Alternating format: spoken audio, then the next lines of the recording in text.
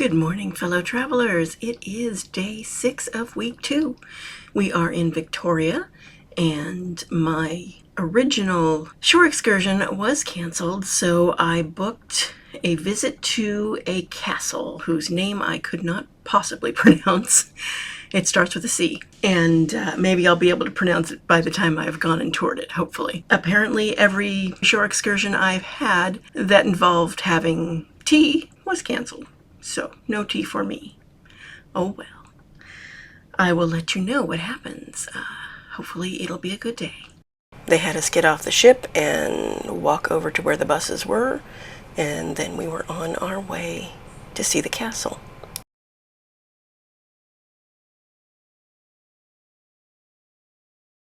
He took us around the city the first part of the tour, and then he took us to the castle, and then he took us back around a different part of the city for the second part of the tour. And just a word of advice, sit on the right side of the bus. That is where most of the scenes that you're going to want to see are, and that's where you're going to want to photograph and everything. And there's far less things to see on the left side of the bus. So that's my piece of advice there. We actually had people who were kind of grumpy about it by the end, who were, he'd be like, and on the right side of the bus, and they're like, yeah, of course, it's on the right side. And I can understand that. I was on the left side, so I did not get to take footage of a lot of stuff that I might have liked to have taken footage of. But, it's a toss-up. If you don't know and watch someone who's been on that particular tour, then you have a risk of being on the wrong side of the bus without knowing it. There are a lot of steps. There's also a fairly good-sized hill that you have to climb before you get to the castle, because they park the buses down on the street level, and then you walk up through the neighborhood. So it's paved and everything, but it's a pretty good incline. It's probably 2 blocks of walking to get up there.